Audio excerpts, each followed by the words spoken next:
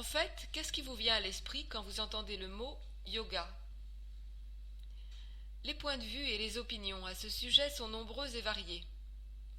Voyons donc ce qu'est vraiment le yoga.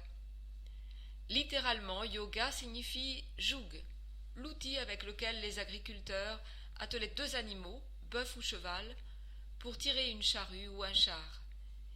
Étymologiquement, le mot provient du verbe yuj qui, en sanskrit, la langue ancienne des Indiens, signifie unir, relier, unifier. Métaphoriquement donc, le yoga désigne l'union de tous les aspects de l'existence humaine, corporelle, intellectuelle, psychique, la fusion des forces et énergies contraires, la fusion de l'individu avec le tout. Sa pratique remonte à 3700 ans en Inde et comprend des positions très précises, compatibles avec la méditation assise. Pendant de nombreux siècles, il était réservé aux hommes et c'est seulement au XIXe siècle que les femmes, très timidement, commencèrent à s'y exercer. Les deux enseignants qui ont fait connaître le yoga en Occident sont Swami Vivekananda et Paramahansa Yogananda, auteurs de la célèbre Autobiographie d'un yogi.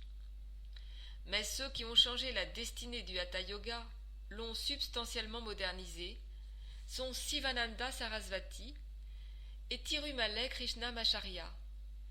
Ces deux grands maîtres, avec quelques-uns de leurs élèves, ont transformé certains styles de yoga, tels que le Sivananda Yoga, Satyananda Yoga, Iyengar, Ashtanga Yoga, Vini Yoga. Cependant, les quatre systèmes de base sont le Karma Yoga, le Bhakti Yoga, le Jnana Yoga et le Raja Yoga, avec le Hatha Yoga qui vient le compléter. Chacun d'entre eux a des caractéristiques qui lui sont propres, des traits distinctifs. Chaque personne se trouve plus proche de l'une ou l'autre des voies ainsi tracées en fonction de sa personnalité, ce qui n'exclut pas toutefois la synthèse de tous ces systèmes, si l'on s'en trouve mieux ainsi. Quels sont les traits propres à chacun? Le Karma Yoga est le yoga du service désintéressé. Celui qui le pratique n'attend pas de retour, ne met pas en avant ce qu'il fait. Il aide sans en escompter un gain quelconque. Il convient aux personnes très actives qui désirent venir en aide à toutes les formes d'existence, hommes, animaux, végétaux. Le Bhakti Yoga est le yoga du dévouement, soit à une divinité, soit à un gourou. Souvent, il comporte des psaumes, kirtans. Il convient aux personnes émotionnelles, dans leur expression comme dans leur nature.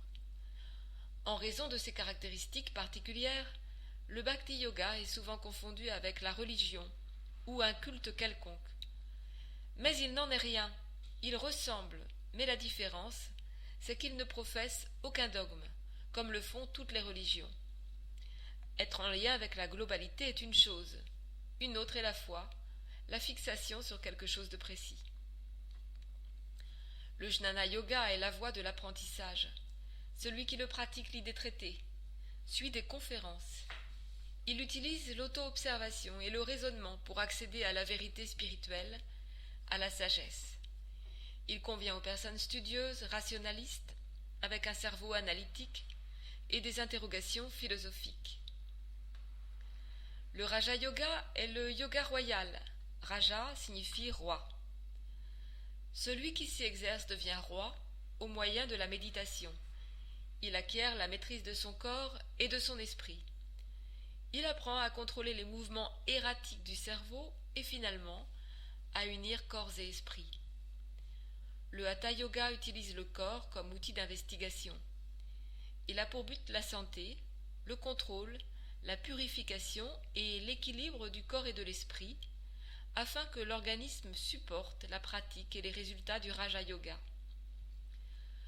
Pour cette raison, nous disons qu'il représente le complément du Raja Yoga.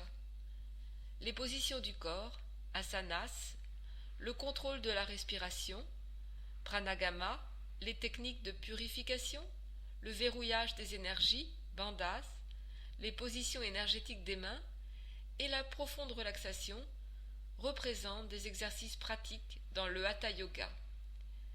Hatha signifie A, soleil, plus Ta, lune. Namasté. Bibliographie didactique du Hatha Yoga, Michalis Filinis. Le livre du yoga, Christina Brown.